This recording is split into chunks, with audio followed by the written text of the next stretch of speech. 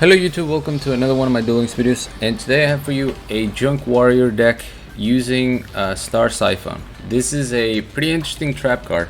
When a synchro monster or monsters is special summon, target one of them, special summon one Siphon token. It's a spellcaster type, dark, level 1, attack 0 and defense 0.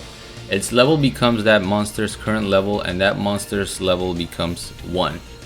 Now why would you want to make your synchro monster become a level 1? Well, that's because Junk Warrior, if this card is synchro summoned, it gains attack equal to the total attack of all level 2 or lower monsters you currently control. So when this is summoned, if you activate the trap as a chain link 2, the trap is going to resolve first, making your Junk Warrior a level 1, meaning it will gain its own attack, making him a very strong monster, which is pretty cool. And that's pretty much the whole shtick of this deck. We're using Junk Synchron to go into Junk Warrior, and hopefully on summon we can activate Star Siphon, boost him up to a lot of attack. I think in one of the duels I get him up to like 7,000 something attack, which is pretty crazy. The rest of the extra deck, we have Armades, which is another level 5 synchro.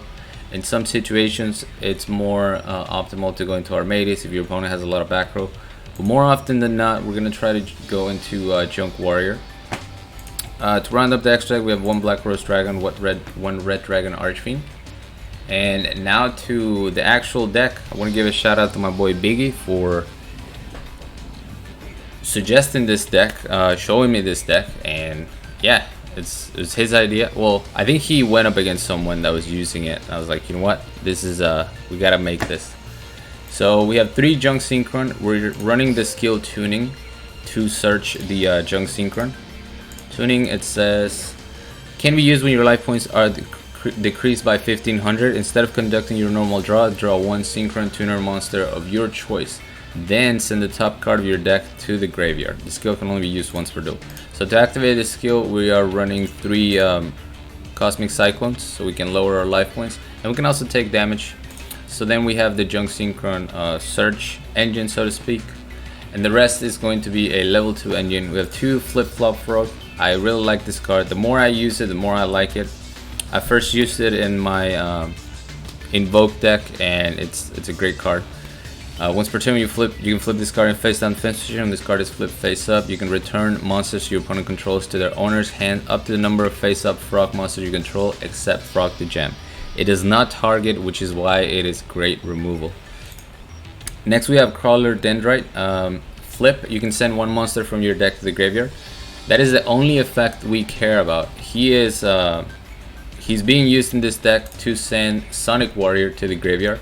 Sonic Warrior, if this card is sent to the graveyard, all level 2 or lower monsters you currently control gain 500 attack. So if we synchro using this guy and we have level 2 monsters, they're gonna get buffed by 500 attack.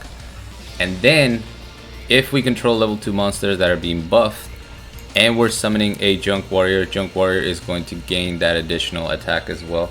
And if he goes lower than level 2, he's also going to get that nice buff. Next we have 2 enemy controllers, because we're trying to survive until we have our Junk Warrior play. 2 Wall of Disruption for the same reason. And one of the spiciest traps that I do not see enough people running, Liberty at Last. When a monster you control is destroyed by battle and sent to the graveyard, target 2 face-up monsters on the field, shuffle those targets into the deck. This is so strong right now because of how much Brave Neos is in the meta.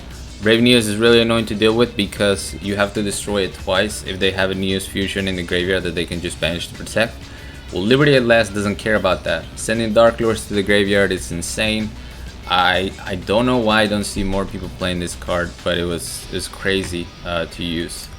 But that's pretty much it. Let's go ahead and show you guys some gameplay.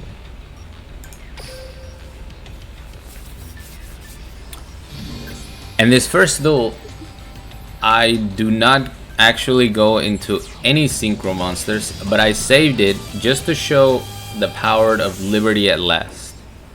My deck had no business going toe to toe with this Darklord player. Well, I gotta fix that. There we go. Alright, so we're going second against Darklords, but look at what we opened up with. Double Liberty at last. So we're gonna set our Sonic Warrior. We're hoping he summons a second monster. Unfortunately, he goes Hatred Grenade. I'm gonna go ahead and Econ take here because I don't want to lose immediately. So I'm like, he's resolving Hatred Grenade. We're just gonna summon the Junk Synchron. Nastin is going to negate with the Sanctified Darklord, which is very unfortunate. But that's fine. I'm hoping he will summon a second monster and I can use my Liberty at last. Unfortunately, he does not. He just beat downs and attacks into my 4 Junk Synchron. So we're gonna activate Tuning, draw Junk Synchron, mill a Crawler to the grave. Attempt to go for effect yet again. He's gonna negate yet again. So we are in trouble. But I'm just hoping he'll overextend, summon more monsters, and I can activate my Liberty at last. Nastin's going to summon another Nastin, and then that Nastin is going to summon Eggshell. Goes for the attack. We're gonna activate double Liberty at last. So all of his monsters back into the deck. He has no hand, nothing on the field. Now we're both in a top deck situation. We're gonna summon a Crawler, hit him for 13. Draws nothing. We're gonna top deck a Cosmic Cyclone, which is not good. Hit him for 13. There's the Eggshell. It's gonna go Banishment, but this is fine because his life is so low that he's not gonna be able to activate any effects in the graveyard. And if he's forced to search for contact, he can't attack this turn because the monsters are summoned in defense position. So he does just that. Eggshell in defense. We're gonna pick up a Flip Frog and switch my monster into defense position because I only have 200 life. He doesn't attack, he's waiting to build card advantage. So we're gonna Flip Flop Frog him and beat him down with the Crawler. Which, that was crazy. Liberty at last. Such a crazy trap card. But now, into the junk place.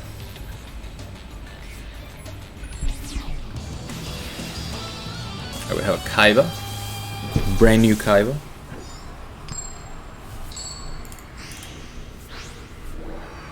We're going second. Because of the amount of setup this deck requires, I sometimes like to go first. But going second is not bad. You can always benefit from having that extra card, obviously. And we're going up against Vendred. I'm just hoping he doesn't summon a Vendred that can banish back row. That's basically all I can ask for. And he does not. He just summoned a Slayer and ends his turn. We could Econ take here. That does nothing but hit him for 24. So on the discard of the field spell, when I activate or Cosmic Cyclone, because the field spell is a continuous spell, it has to stay on the field in order to resolve its effect, meaning he discarded a card for no reason. He's gonna activate Strikes, reveal a Revenant, and special summon in defense position. My Crowler is going to send Sonic Warrior, and I'm gonna activate Liberty at last. Send the Vendred back to the deck. The other one gets banished. We pick up a Flip Frog. There we go, flip him back. And we're just stalling until we can get our Junk Warrior. And because he's gonna use Samurai Skull and not overextend, it's time to force the Junk Warrior upon myself. So I'm gonna activate the enemy controller, switch this to defense position, chain Cosmic Cyclone so I can lower my life points enough to activate my skill. And we got the OTK.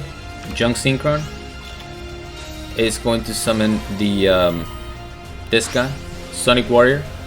Sonic Warrior, when sent to the graveyard, is going to boost my Crawler, which in turn will boost my Junk Warrior even more.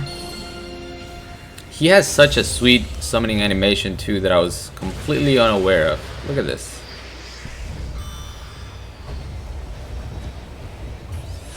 That's pretty clean. So unsummoned, he will be 4,100 attack, which is more than enough to go for lethal after destroying the Samurai Skull. Easy game. And that's why Cyclone is so versatile. You know, you can banish your own cards if you're trying to activate a skill like that.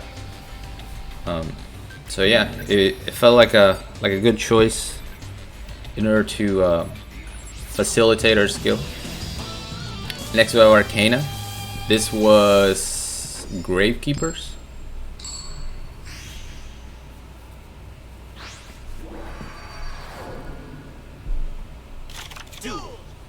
Alright, we have Liberty at last. Cosmic Cyclone. We're just gonna start things up with a flip-flop. We gotta banish that Necroviolet so he can't fuse right away. Even though it wasn't gonna matter too much because the Flip Frog would have sent the monster back.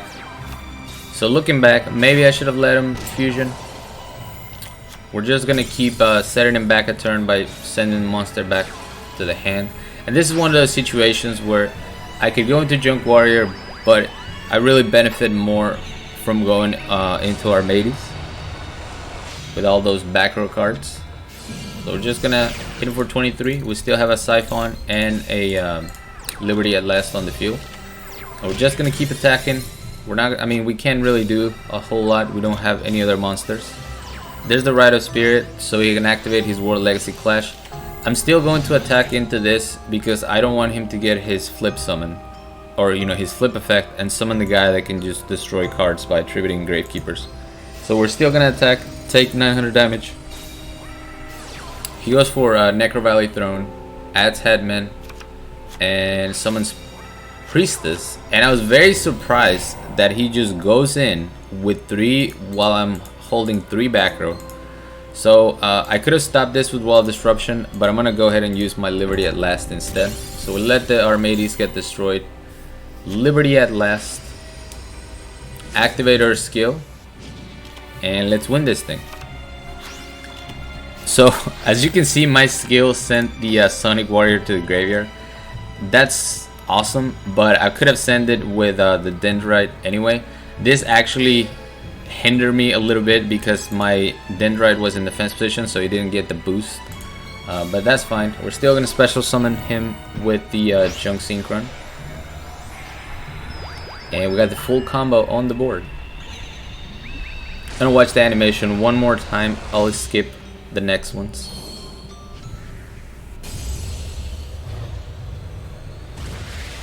So clean, man. So clean. My boy's wearing a scarf. Alright, Junk Warrior is gonna activate, and look at this chain. So the way this chain is gonna resolve, this Junk Warrior is gonna become level 1 first. Then the Sonic Warrior is gonna boost my Crawler and my newly level 1 Junk Warrior.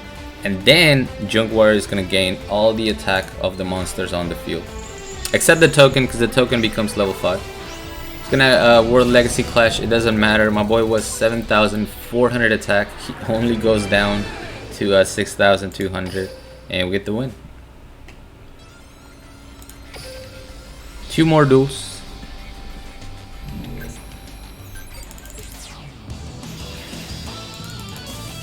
This was a Dark Magician.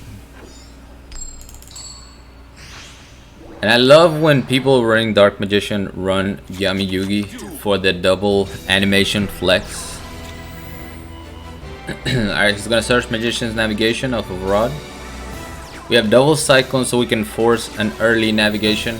And more importantly, we're banishing the navigation so we don't have to worry about our trap and spells getting negated. And we're gonna look at both animations. Why not? Actually, let me know in the comments, if you're still watching this, which animation do you prefer? Do you like the old school one? Do you like the old school in the red artwork? Or do you like the new Dark Side Dimensions? I think this one is too clean. It's way too clean to not say it's the best. But we also banished an enemy controller, which is really good. We're gonna go ahead and Wall of D this attack. Dendrite is going to send Sonic Warrior, so it's gonna get boosted. I'm gonna activate my skill thanks to both of my Cosmic Cyclones, and time to get a huge boy on the field. Dendrite is going to get a second boost of 500, so he'll be 2,300 on summon. Meaning I get to double my Junk Warrior's attack basically, even though I didn't have my trap to also gain the Junk Warrior attack. And my opponent's scoops doesn't give me the satisfaction of hitting him directly for 4,600. Well, not directly, but his monsters were all at 0 or close to 0. And then last but not least, we are going to see the power of Flip-Flop Frog. against the new Archfiend card. I haven't made a deck using that Archfiend card because I only have one, even though I'm at like 5 million points farm. So he's going to level 6 immediately with a Psychic Engine into Archfiend's Call. Attack into a flip-flop frog, get back into the Dexter deck, I don't target. So now we can use the flip-flop, activate the effect just for the flex. And we're gonna go into Armades, because we're scared of that back row. Hitting for 23. Goes for the switcheroo. I think he gets another Archfiend Call. Oh, he doesn't. He just sets a monster. Gravity Lash is going to prevent my Armades from destroying the Psychic Witch. Commander summons another Psychic Tracker. And we got Archfiend's Call number 2. It's going to destroy my Armades. That's fine. Want to flip-flop frog him. Send him back to the extra deck. Junk Synchron. Summon the other frog. And let's go into another Armades. We don't want to give him any psychic monster. Destroy that, and that's the win. Flip Flop Frog, man, so good, so good.